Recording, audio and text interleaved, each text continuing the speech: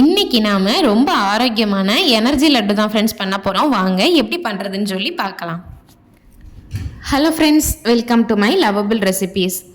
இப்போ ஒரு பாத்திரம் எடுத்துக்கலாம். மெஷரிங் கப்புக்கு 3 கப் வந்து ராகி மாவை வந்து பாத்திரத்துக்குள்ளே சேர்த்துக்கிடலாம் ஃப்ரெண்ட்ஸ்.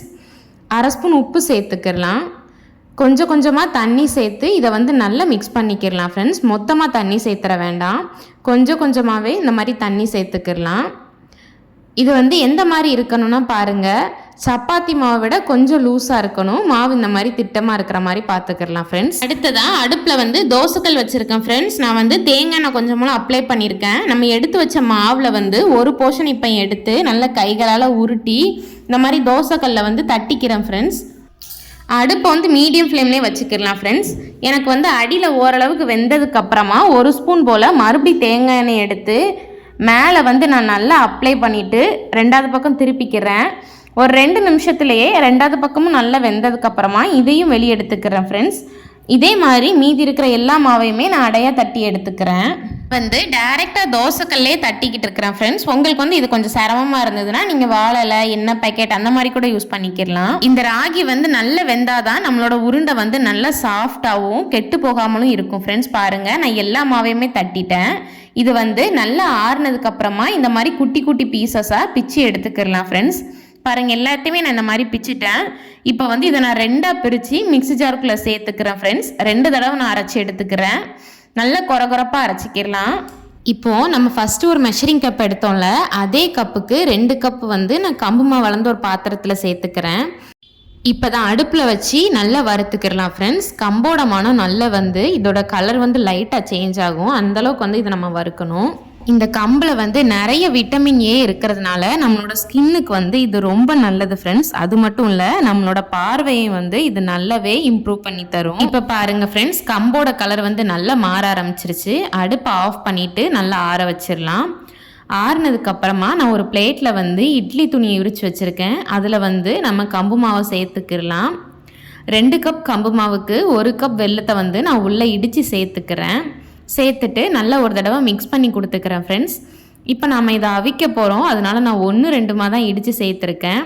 இப்போ இதை வந்து நல்லா மடித்து பார்சல் மாதிரி பண்ணி அவிச்சிக்கிடலாம் ஃப்ரெண்ட்ஸ். தண்ணி எதுவுமே தெளிக்க வேண்டாம் ஃப்ரெண்ட்ஸ். நம்ம வெல்லம் சேர்த்துருக்கோம்ல, சூட்டில் வெல்லம் கரைஞ்சி மாவோட நல்லா மிக்ஸ் ஆகி வெந்துடும்.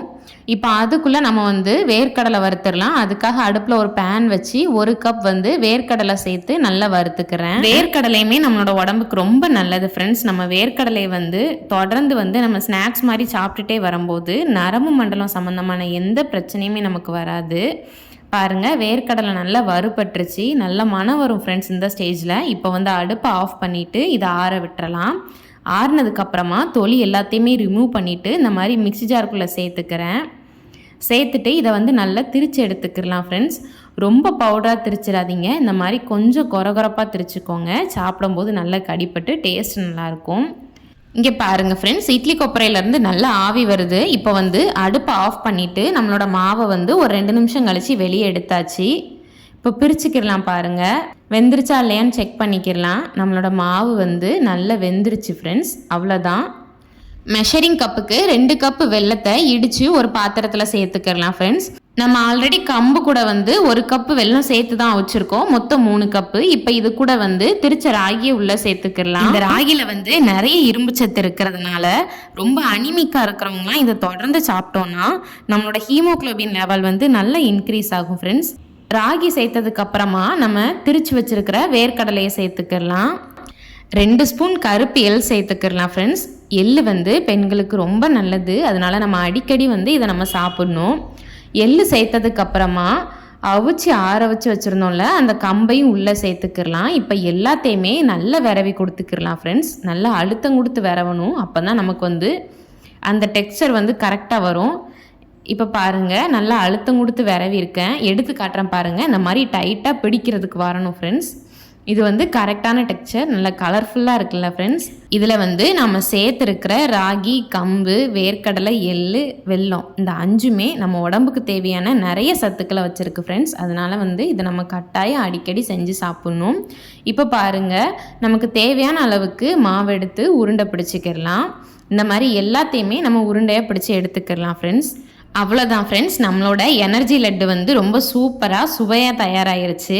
இந்த லட்டை வந்து நம்ம டெய்லி ஒவ்வொன்றும் எடுத்துக்கிற போது சின்ன பிள்ளைங்கள்லேருந்து பெரியவங்க வரைக்கும் எல்லாருக்குமே நோய் எதிர்ப்பு சக்தி வந்து ரொம்ப நல்லா இன்க்ரீஸ் ஆகும் ஃப்ரெண்ட்ஸ். கை கால் மூட்டி வலி இந்த மாதிரி எலும்பு சம்மந்தமாக எந்த பிரச்சனையுமே நமக்கு வராது. ஸ்கின் நல்லா க்ளோயிங்காக இருக்கும் ஃப்ரெண்ட்ஸ். கட்டாயம் இதை செஞ்சு உங்கள் வீட்டில் உள்ளவங்களுக்கு கொடுங்க ஃப்ரெண்ட்ஸ். விருப்பப்பட்டு சாப்பிடுவாங்க. இந்த வீடியோ பிடிச்சிருந்தா லைக் பண்ணுங்கள், இந்த லிங்க்கை ஷேர் பண்ணுங்கள். அப்படியே மறக்காமல் நம்மளோட சேனலையும் சப்ஸ்கிரைப் பண்ணிக்கோங்க ஃப்ரெண்ட்ஸ். தேங்க்யூ.